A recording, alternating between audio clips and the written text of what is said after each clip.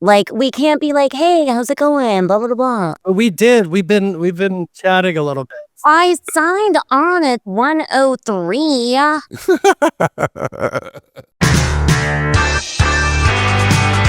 Are we ready?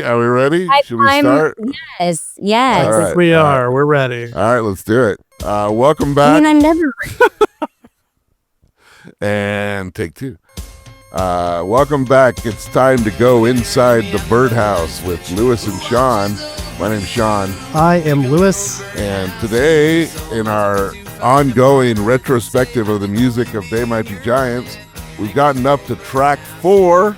And today, we have our first special guest, Anna Wenger. Hello. Hi, Sean. I'm so happy to be here. At the moment that Lewis texted me that you guys were doing a They Might Be Giants podcast, I knew I would find a way to wedge myself in. I would honestly say I wouldn't want anybody else to be the first special guest. Thank you so much. I had an ulterior motive in sending you that first episode. I thought you would listen to it because Sean still hasn't.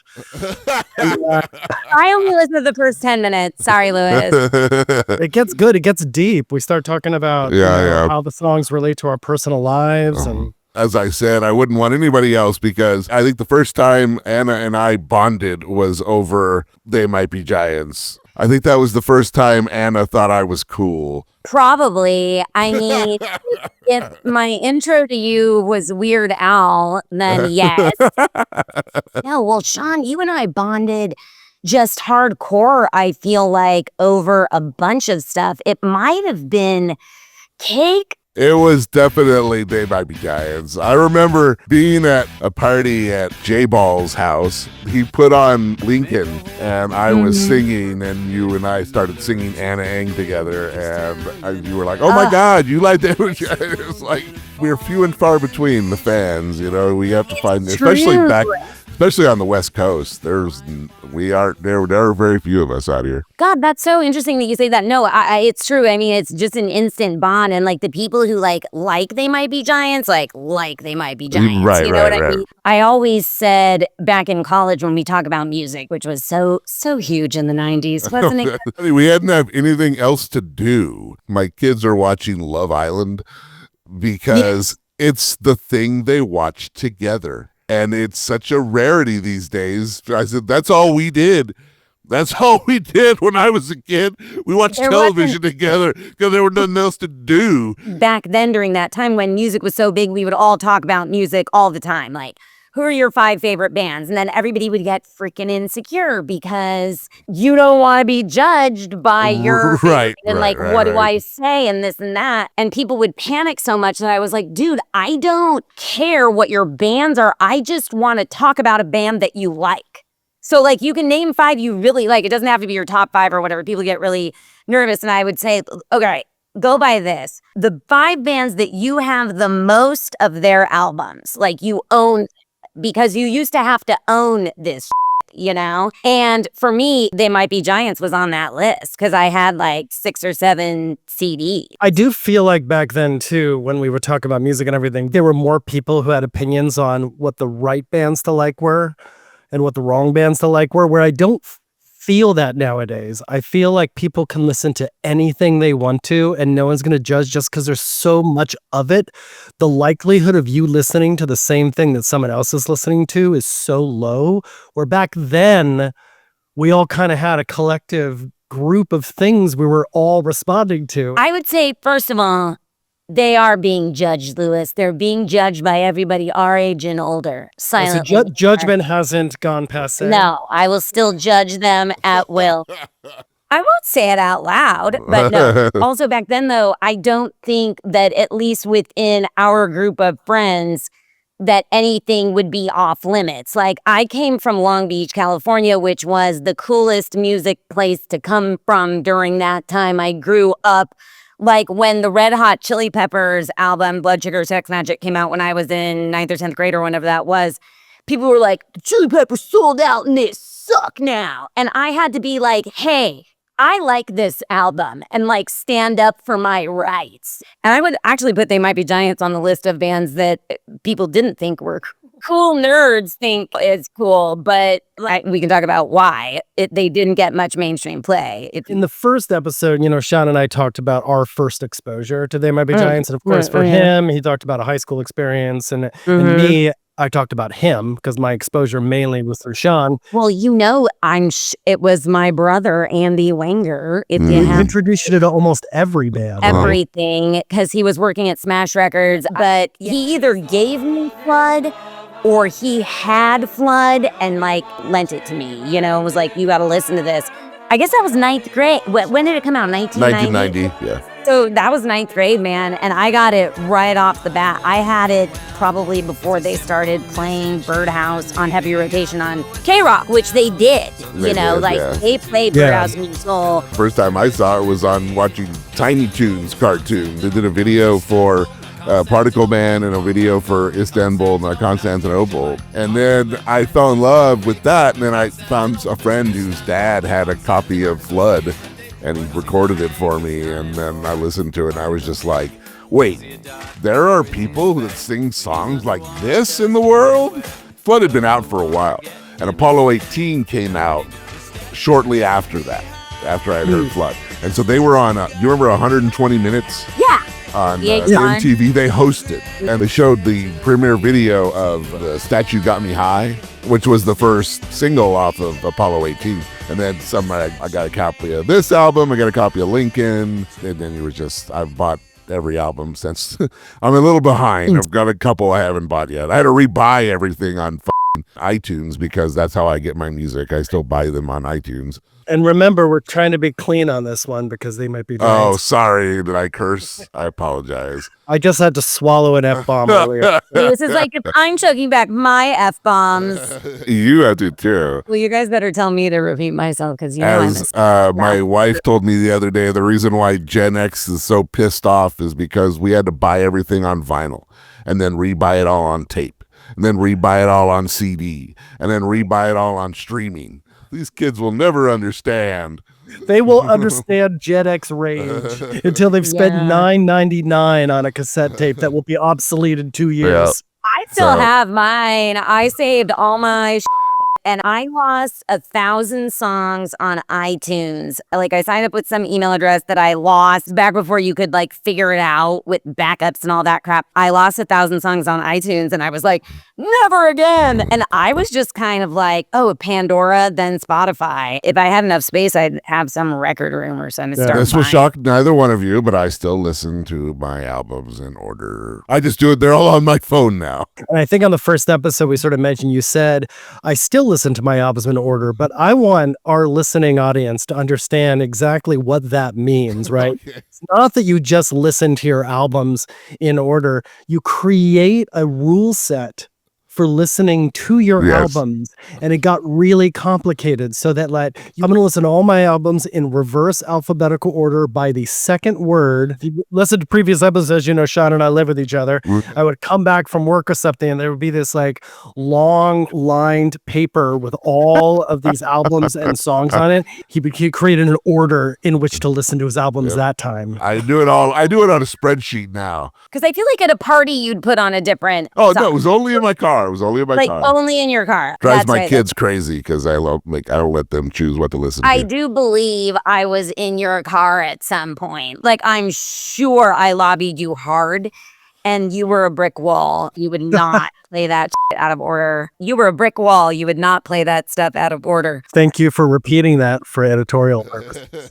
John and John are so sweet. You gotta not curse for them. That's true. Oh, so speaking of Sean's OCD about listening to music, why don't we talk about the type of people and the brains that They Might Be Giant? I think Anna said it best. She said the people who like They Might Be Giants are the kind of people who would record a podcast in chronological order. There is a mathematical precision to They Might Be Giants. Everything from the syncopated rhythms to these acrobatic lyrics that sort of at first seem random and then have a relevance that far exceeds your expectations. Did we say what song we were doing today? Oh, I don't know, but we should right now. Don't Let's Start. The fourth song on the first album, the self-titled They Might Be Giants album. And their first single, I think. I know I'm jumping ahead a little bit, but I can't wait until we do next episode. Were you excited for Hideaway Folk Family? I am, because again, I think I'm starting to now kind of get a sense of Flansburgh songs versus Linnell songs, Yes, right? yeah. Flansburgh songs tend to be more ironic, politically oriented, railing against the way that the world is. Almost all of Linnell songs are, I'm alone in my room and voices are screaming in my head. Like, it feels like this is another song about being alone. Everything Right is Wrong Again, as we discovered in the first episode, had a similar resonance to it, right? Right. I am alone, I am watching TV at 3 a.m., and I can't keep these thoughts stopping, in my brain. And what I wanted to posit is, did John Flansburgh save John Linnell's life by forming They Might Be Giants? What would John Linnell have crazy done? Person, yeah, man. Would he have consumed himself with his own anxiety? That's my question. So because I don't know which is which. I don't know which is Linnell and which is Flansburgh. So just name me 3 songs. Birdhouse, Particle Man, and Anna Ang are all John Linnell. Your Racist Friend, Hideaway Folk Family. number 3. So Flansburgh did Hideaway Folk Family. Yes. I mean, I haven't analyzed the songs as closely, but I feel like Flansburgh is also kind of goofy. They're both goofy in a way. And all their music is dark. The lyrics are always way darker than the music says. Right. It's just that Linnell is usually casting that darkness inside, inward, and Flansburgh is casting that darkness outward. I see what you're saying. Yeah. I mean, I think this song is an existential crisis, but it's the first one about a relationship. Isn't it? And actually, one of the things that Anna said in a text we had about that made me think we should do this is you had talked about. I'm skipping ahead in the song, but the part where he talks about cat food in your bank account. Look, this song is about dating a rich girl. It is questioning whether or not he wants to date a rich girl. He's like, wake up and smell the cat food in your bank account. Don't, something about the tail that wags the old hand. And he's like, fuck this fucking world, man. Like, money is bullshit. Nobody gets it. And it's super hard for me to date this girl. And they're from the East Coast, which is why it's harder for us to pick up on this, because we're from the West Coast and we don't have that weird classism thing like they got out there. Yeah. As we discussed in the first episode, they are very silent on what they're about. They won't talk about it at all. I've got the little teaser here. I've got a new segment for the episode. Oh, nice. After we've had our discussion about the song. Perfect. Okay. What I wanted to posit here is that the song is not about a relationship. I thought it was at first, but as I listened to it multiple times in a row, there might be a girl. They don't have a relationship. And his frustration is being unable to do that. And again, I think Everything Right is Wrong Again has a similar character to it, right? That there might be a girl. There also might just be his own anxiety, the relationship with himself. I believe it's a combination of the two. I think it is a guy who is contemplating having a relationship with a rich girl. And the reason why it's anxiety for him is because he doesn't understand that world and she doesn't understand his. Right. The whole thing, I really believe that Don't Let's Start is him saying, let's not start this because it's going to end badly. See, I always thought Don't Let's Start was his own mind. I was like, oh, don't let's start. Like, he feels his mind spiraling. I honestly think he's talking to a person. Dude, he's like, don't let's start. This is the worst part. Yeah. Who could believe in all the world that you're my precious little girl? He finds out this rich girl likes him. You know what I mean? Like, she's willing to go, He finds out this wealthy girl likes him, this rich girl from a rich family. They get along really well. They're friends and everything. And he finds out she likes him and he's like, I can't believe that this is happening to me, but don't let's start. Because I don't get around how you get around, man. Right. I can't keep up with you. It was that line that finally made me understand what it was.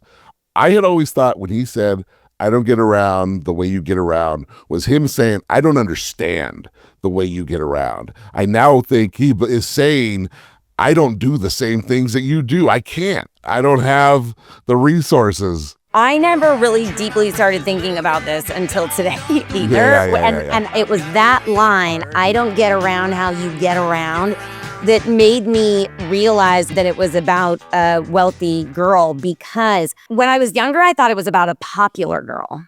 Because in California, we have social status. Sure. We don't have financial status, right?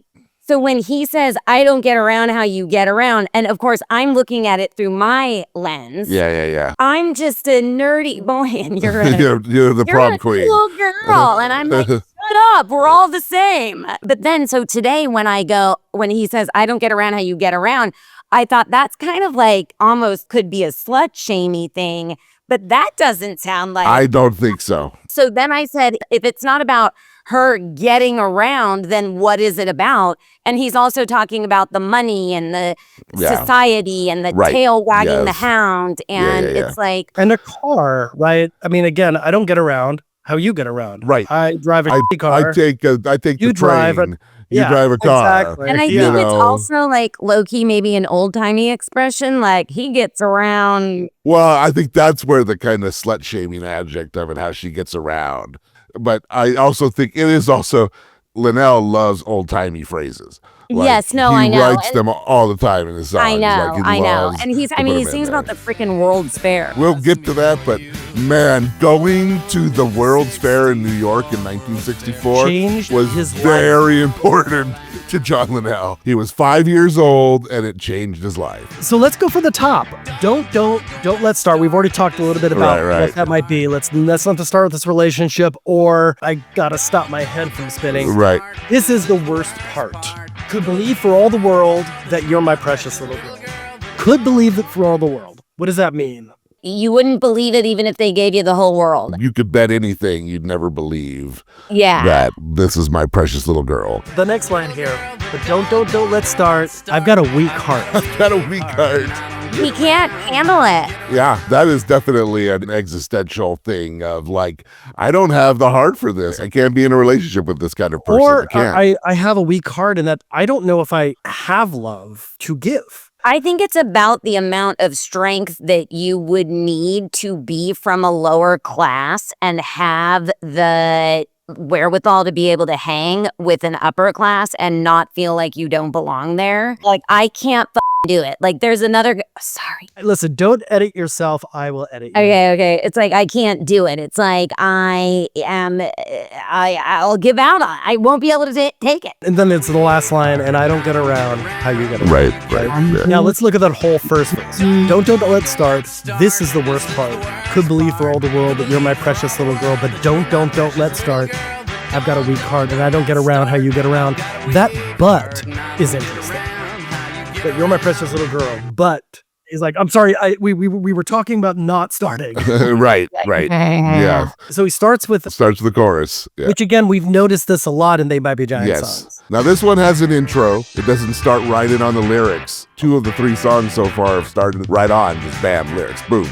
This one, there's a bit of an intro. They give you the rhythm, because he doesn't want to start. Yeah, he's and stalling. If you think about it, it's like dun dun dun dun dun dun dun dun dun. There's like constant. He keeps pausing to starting the song. Oh, I don't want to do it. Oh, I gotta do it. Oh, I don't want to do it. I gotta do it. All right, there we go into the first verse. When you are alone, you are the cat, you are the phone, you are an animal.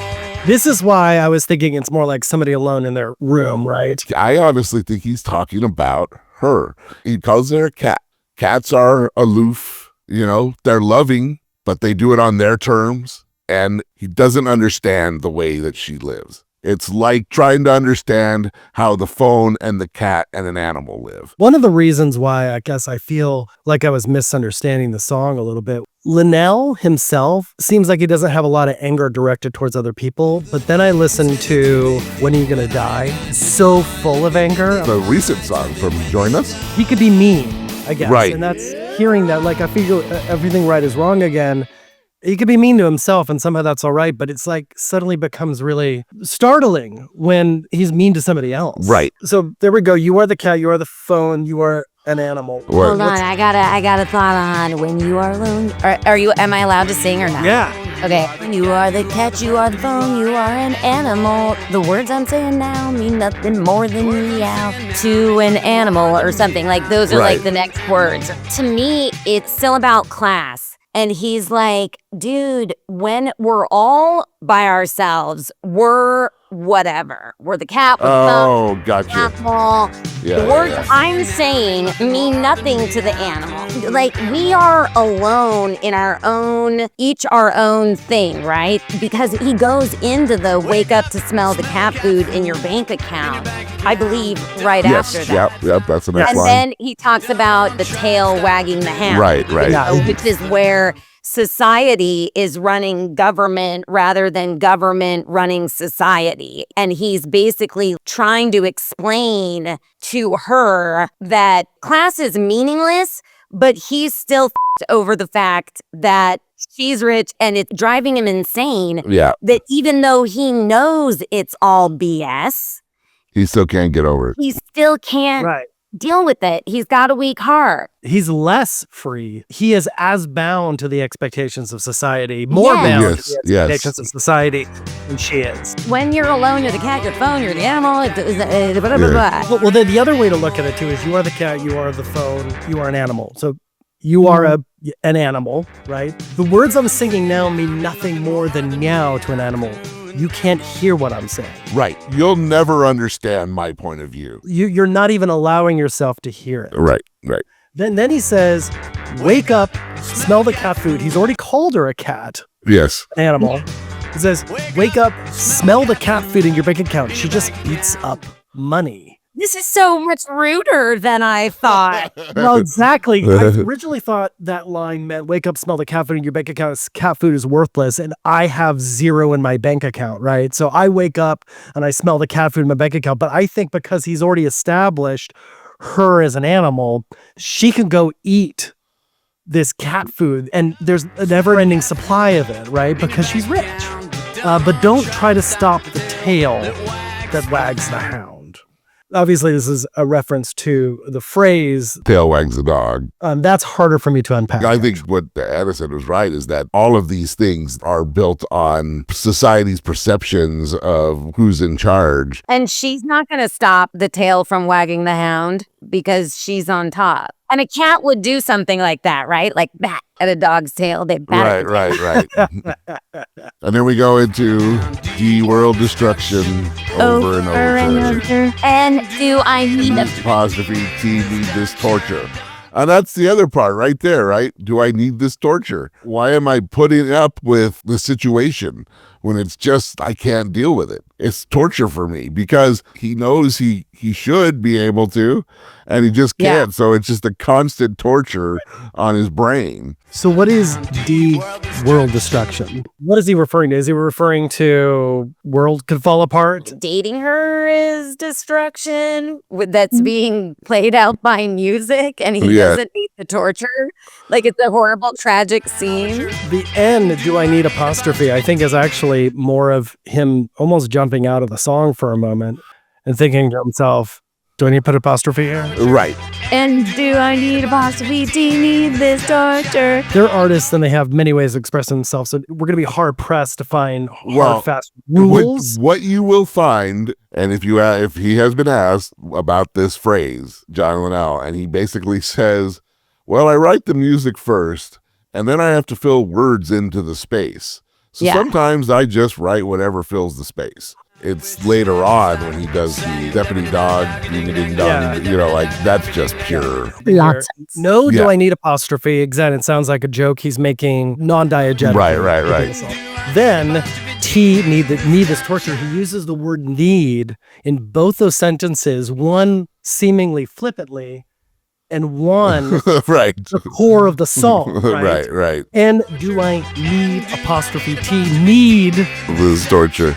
So then we have the It goes back to don't let's start. This is the worst it's part. the same. It's the It's the same. Yeah, you're my precious little girl. Don't let's start. I've got a weak heart and I don't get around How how. you get around. There's another verse, no one in the world ever gets what they want. And that is beautiful. And that is beautiful. Yeah. Everybody dies, frustrated and sad, and that is beautiful. That is beautiful. They find beautiful in the imperfect, right? Yes. A lot of the Right. time, right? This made me think a lot of their music videos. And I know I don't want to necessarily bring a lot of the music video imagery into this because I really like the fact that we're just talking about the songs. But there is a language to a lot of their music videos, and a lot of it is Linnell opening his mouth wide, clacking his teeth, and looking up. To me, it reads as fuming anxiety that's sort of like boiling within him all the time. Yeah. And to be able to give it some kind of form, they impose almost like a Dada-esque visual vocabulary. They move in this like stunted motion because to flail wildly wouldn't be as controlled as they need to be, but they Yeah. want to flail wildly. Right. So they create these staccato movements. Yeah, So yeah. the only reason I mentioned that is because we could bring it back into discussion about this line here. No one in the world ever gets what they want, and that is beautiful. Everybody dies frustrated and sad, and that is beautiful. And a lot of what they achieve in their music videos is not beautiful. They resist the beautiful image. They resist anything that has an artificiality to it, right? Everything's rips and tears and jerky motion. So imperfect is beautiful. Yeah. So that the thing that comes after it is basically keep up with the Joneses. So I see it as just another critique of, first of all, okay, which one is the depressed one, Linnell or Flansburgh? Linnell. I had no idea, like, this darkness that you're talking about. He's singing, like, about a lot of dark stuff, but it feels like somebody who would express themselves in this way. How can they be that inwardly dark? Like, I actually don't think he believes that everyone dies frustrated and sad. I think he's critiquing still society's belief about keep up with the Joneses. Sure. Everybody dies frustrated and sad. What a beautiful life. Contradicting what their belief. And because the next line is everybody wants what they can't have and they just keep going until they die. I mean, I think that's... And he goes, and I wish they would stop singing. They want what they're not, and I wish they would stop singing deputy dog dog a ding dang depa, meaning meaninglessness. Yes, they're just all BS. You think everybody dies frustrated and sad. That's beautiful to hit. You know what I mean? Like, if that's what you think, like, dying is a beautiful situation. Life is beautiful, but you think that life is wanting what you can't get. And this is, somebody brought this up the other day, just in terms of politics, what we're talking about these days, you know, like around the lunch table at work. Just saying, like, well, the human nature is to keep wanting more. And I'm like, I don't know that it is. I don't know that my human nature is to keep wanting more. I mean, sure, I want stuff, but I'm not, this house is only 3 bedrooms. How do I get more? And I don't think I'm going to die frustrated and sad. And I don't think everybody does die frustrated and sad. And I don't think he thinks that. I never read that as sarcastic, but in the way you're saying it, no one in the world ever gets what they want. And that is beautiful, meaning Yes. it's sarcastic, right? Yes. Everybody dies frustrated and sad, and that It's beautiful. You don't need everything you think you need. Wake up and smell the cat food in your bed. No.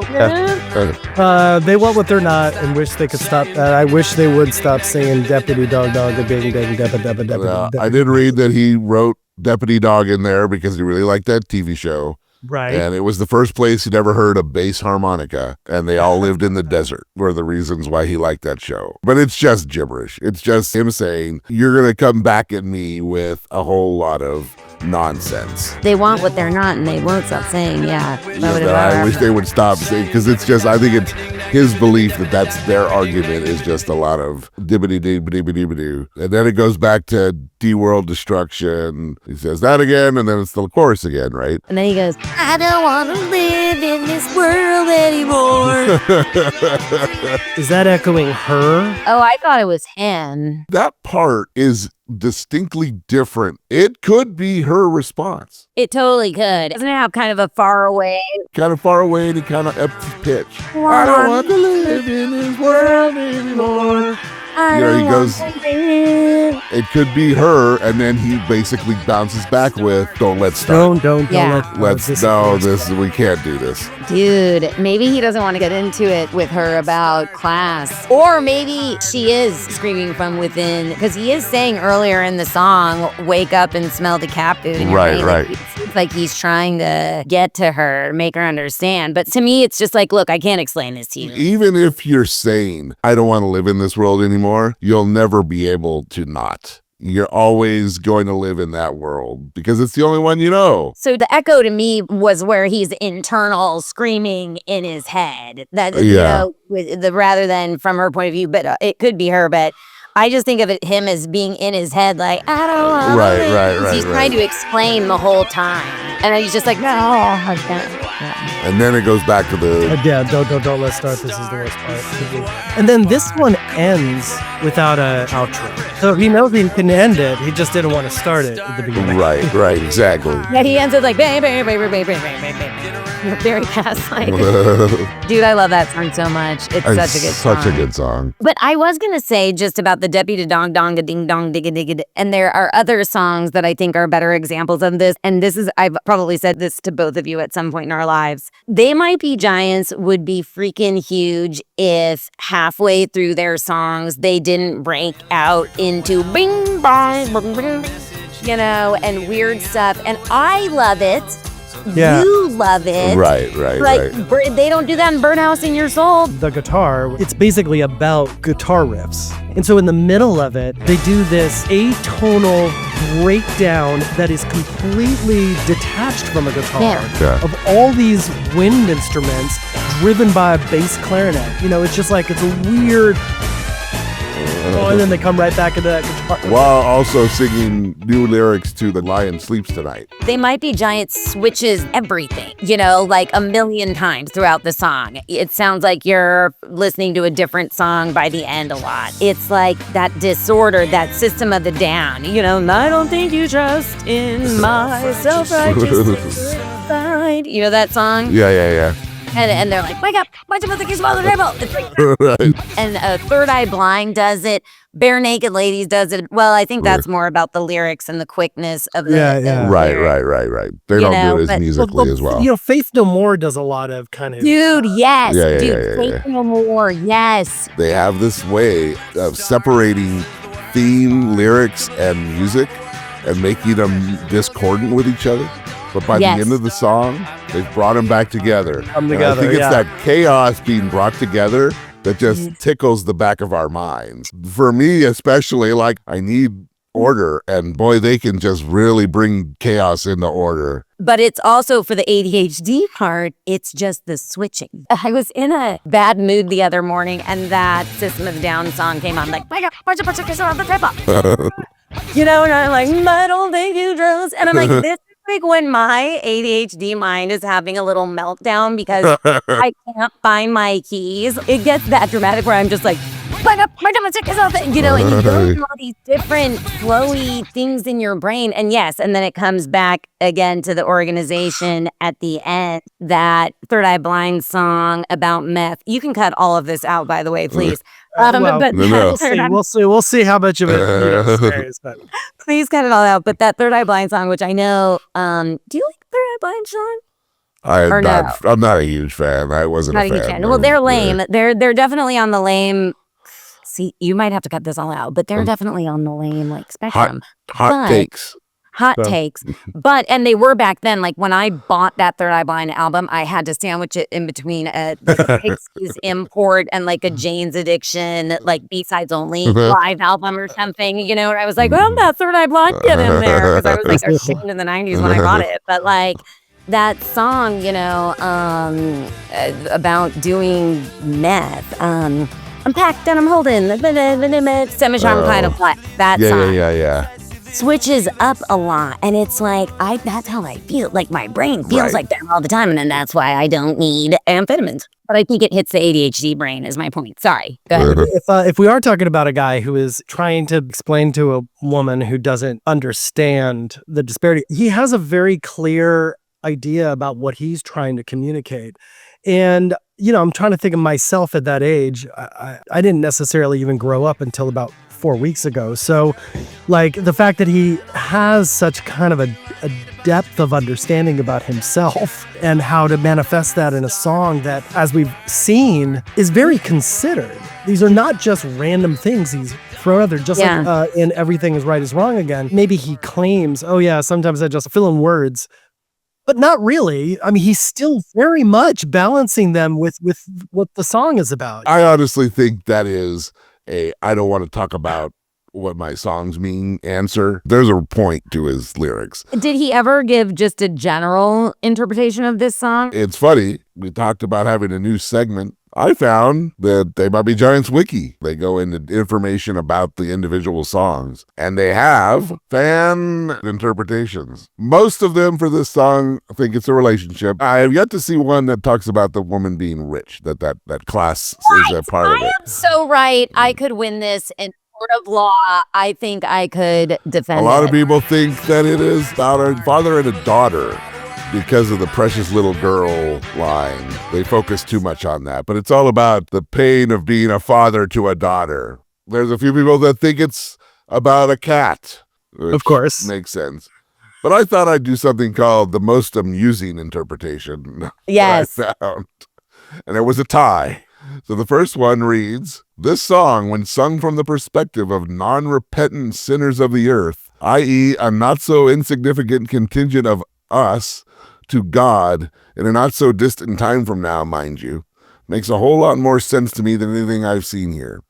People who've chosen to dishonor their covenant with him, panic behaving and deeming themselves worthy of praise only after he makes his presence as known as the sun rising in the east and setting in the west.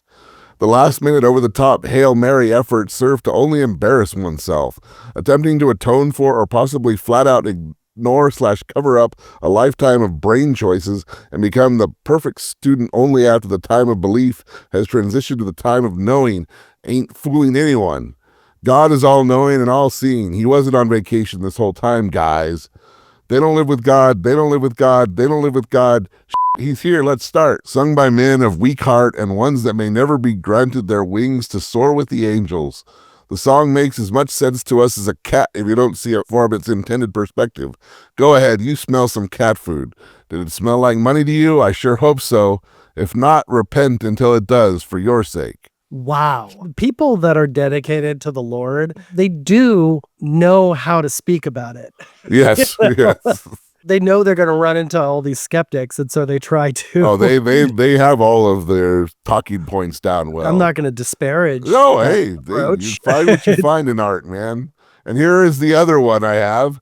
It's kind of on the other side of the pendulum. It's about a guy who's too tired to have sex. The girl wants to engage in sexual activities, but the guy/narrator is just too physically tired for it at the present moment.